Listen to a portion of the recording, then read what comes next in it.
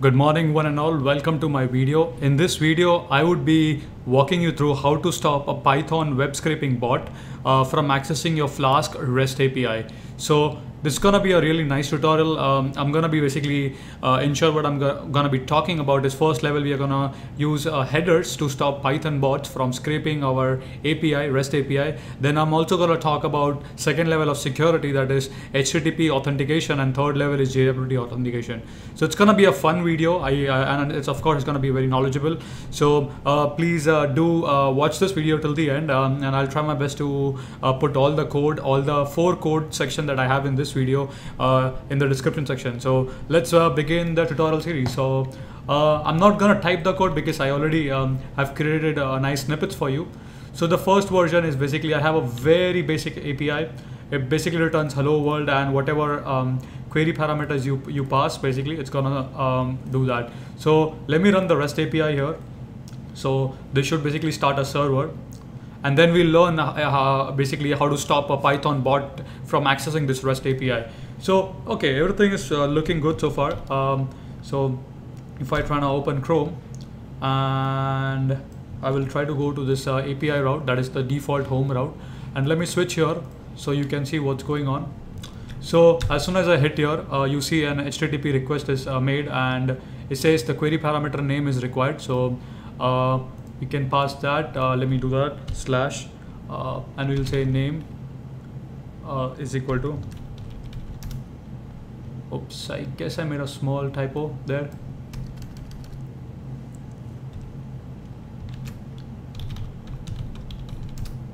Alright, so if you see, it works fine. I mean, that's great. I mean, yeah, we basically pass the query parameter and we are displaying it. Now, let me show you something interesting. Now, you know, when you make an API, of course, there will be bots who would be accessing your API. So in order for us to stop these bots from accessing the API, I'm gonna show you how everything works, okay? So, and I'm gonna talk about the best practices also you can do. So let's do a request, okay? I'm gonna say r is equal to, first of all, we need to define a query parameter. So I'm gonna define my params, and the params is gonna be a name because I need to pass that, right?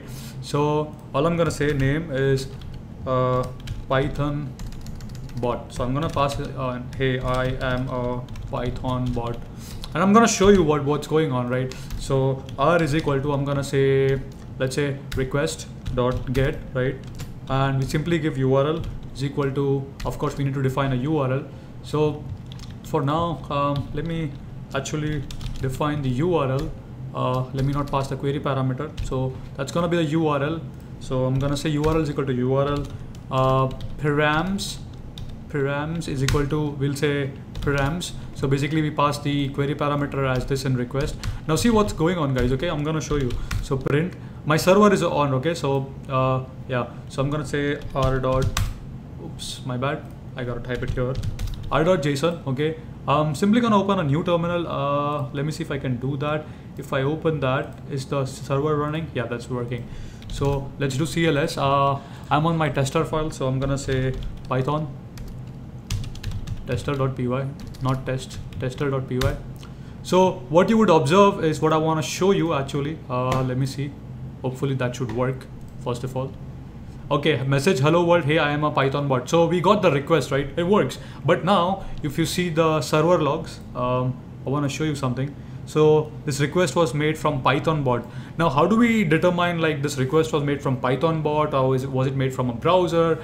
What we can do, guys, is there is something called as headers. We can let me show you the second version of the API. So the things are gonna be getting more and more interesting now, okay? So now let me go to my second version of an API. So all I did is, guys, is I just imported the request from Flask module. Now check this out, guys. What I did is data is equal to dict request.headers. So let me actually print the request. It's gonna be really interesting. See, so what's going on? I'm also gonna let me add some messages here so you can see it in a better way. My whole idea is to kind of give you an idea how this thing is gonna work. So let me run that. Now let me show you what's actually going on behind the hood. So if I hit the same API, okay, it should technically work. So now check this out. So we got some headers. Let me actually take that headers and open that in the JSON formatter. Actually, you know, Google, okay, and from there I'm gonna go to JSON formatter. Gonna go to the first link right there. Now let's dump and let's try to understand what's going on. So let me copy that. Okay, let me click on the process button. Actually, let me maximize that. So all right, so if you see the host, this is the IP address from which the request was made. This was made from some kind of a browser and was working on a Windows machine, Windows 10. So you see, you get this user agent from what was the user agent. Now let me show you something very interesting. Okay, so that's the kind of a headers we can say. Now what we can do, check this out. All I did is, guys, whenever you make a request from so what I'm saying is, see, whenever you make a request from Python, the user agent would be Python. Okay, let me show you. I know it might sound a little weird. So I'm going to do the same example and then I'm going to show you the header logs. Okay, so I'm going to go to the terminal. We'll run the same command. Check this out. Message, you are a bot and you are not allowed to hack me, or you access me. So what happened now? Let me see the logs. So if I go to the logs, actually I'm going to copy that. Let me show you, because it's a very good idea to understand these stuff. So let me actually expand this one. There are a lot of things you can do to stop the bot from accessing. So if you see the user agent, whenever you make a request, when you try to make a request.get, the user agent is Python.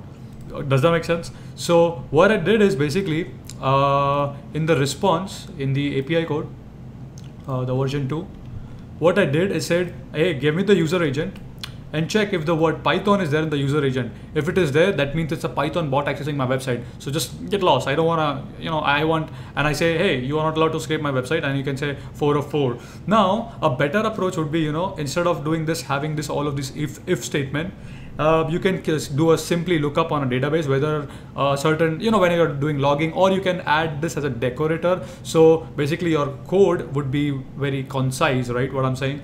Okay, so now someone might be smart and say, oh, okay, Saumil, you are trying to act smart, huh? Why can't I bypass this by passing my own header? Okay, let me show you that also. So yeah, there are like a lot of stuff you can do, right? So we need to really understand how to stop these bots from, I'm not sure if that was the one, curl Trillbox. I just want to copy the headers, so give me 1 sec. I just want to see the website. Which website was that? Not this one. Or else I can just go to my GitHub and just copy that from my GitHub profile. It's fine. Yeah, let me just do that from the GitHub, man. It should be quick. So what I'm trying to say is basically I just wanna like fool the API. I want to pass my own headers. Let's see if that works. So it's interesting, right, to know all of these things. So let me just go to my profile. I'm just gonna go to random my repository. I'm gonna go for like any API. So 1 sec. So I'm gonna go here. I'm just gonna grab a header from here, from any I have like a lot of headers. So now check this out. Let's see what happens. Interesting, right? So if I pass a custom user agent, can you fool that log file? So interesting question, right? You might have not thought about this. So let's try out, man. Let's see what happens. So headers is equal to headers. So now I'm passing my custom headers to the API. So the same scenario, I have the server running, okay? Now I'm gonna run that Python script here, and let's see what do we get. So Python tester.py, let's see. Message, hello world name, hey, I am a Python bot. So it bypassed that, right? So you fooled this, right? So now let's try out, let's see what happened. Again, we use JSON formatter.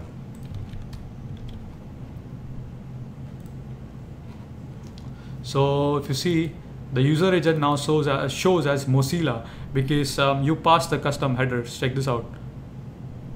Interesting, right? So if you can see what's going on. What you can do ideally is I would have like authentication or security levels of security. So let me show you a third version of this now. So the third version basically says that, hey, you would have a username and password whenever you make a request. So it's more even secure. So for example, let me actually show you what's going on behind the scenes. I'm gonna run the third version of the code. which is basically, you know, you pass basically, hold on, auth is equal to this, name error HTTP. Oh, I know, because I gotta run that from terminal. Yeah, I know. So let me copy, let me say Python 3, basic API. That's the version 3.py. Let's see what's gonna happen.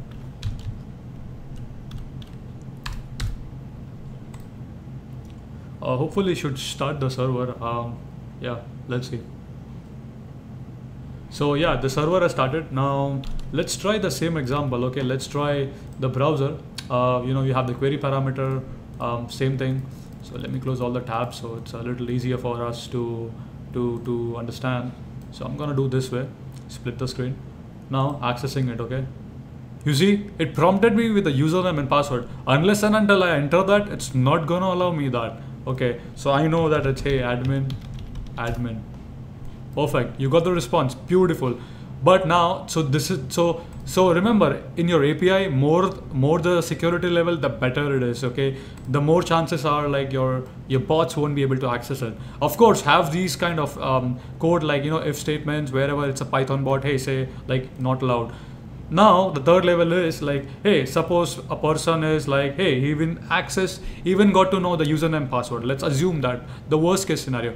Third level of security says you should have something called as JWT authentication. So after every 30 minutes, the token expires. So you have to log in and grab a token. Let me just show you the gist of it.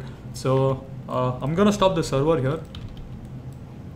I think I had the 4th version. Let me see. Okay, this is the version 4. So what the version 4 says is basically you gotta log in first of all. I'm gonna show you how it works. So, and then you'll get a token which is only valid for about few minutes. Let me see how many minutes I had. Let me see. Should be somewhere here.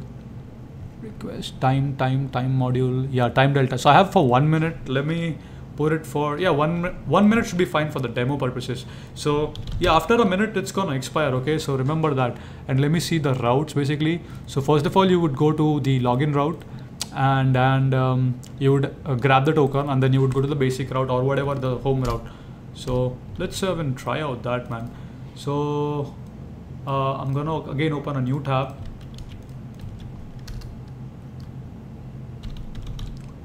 Okay, so yeah, this is good. Okay, so let me actually run this now. Okay, so I'm gonna say Python basic API. I guess that's version 4, right? Okay, so I guess the server should start if everything is correct. So remember, my username password is for now I've hardcoded it. It's admin. So we have like levels of security now. So damn it, we go here. I mean, I've already logged in because of the browser cache. So, I mean, I know people will say, hey, but what about that prompt? Okay, that's because it's a browser cache, you know. So if I open it in incognition, okay, makes sense, right? Admin, check this out. So now you got a token. Now you have to use this token within a minute. So what I will do now, that was the basic home route, right? So, and after this, I guess it was something like this, and I'm not sure about the syntax. Hopefully that's the one. So let's see. Token missing, invalid. I guess we expired the token or something. Let me see. 1 sec. But you got the idea, right? What I'm trying to explain you guys. Oh, that is because, come on, Saumil, what are you doing? Yeah, it's hard to, I mean, I usually use Postman to do all of these things, but I'm just like showing you, okay, this is how it's gonna work, the overall idea. So gotta copy that. Should work, hopefully. Perfect. So you got hello world, right? Now after 1 minute, this is gonna expire. I'm gonna refresh again. Works. Let's count for 1 minute. It's so let's wait. Works.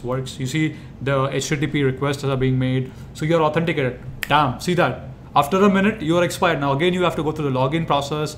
You gotta take the you gotta get the token, and then you gotta do that. So it becomes for the bot more and more difficult. So if you have so much level of security, you have headers, you're checking the headers, you have HTTP authentication, you have JWT authentication. It becomes very difficult for the bot to scrape those steps. I'm not saying it's impossible, but it's difficult to do that. So yeah, hope you have just enjoyed learning about all of these. I'm gonna put all the the 4 version of the code in the description section. So kindly do check them out. And if you have any more additional questions, you may post your questions in the comment section. One more thing I would like to say, usually, you know, all of these like server logs or header logs, you usually maintain like a database or something. You can put all the log whenever anyone makes a request, you can log that. So basically you can do a visualization on Kibana or something like that. So it'll be pretty dope. So I mean, whenever you go into industry, so you would do all of these stuff. You want to make sure that it's secured, it's very state of the art. You're going to use Docker containers, Nginx. You would have rules on Nginx also. So yeah, that's what pretty much it, man. Hope you have enjoyed it, and if so, do give a like. And if you have any more questions, yeah, list your questions in the comments. I would leave all the 4 version of the code in the description, so do check them out, okay? And please reach out to me if you have anything else. Once again, thank you for love, thank you for support, and hopefully you guys have enjoyed this small walkthrough. Kindly do check out the code.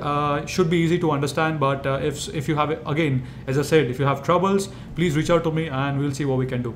So thank you for watching, and see you guys next time.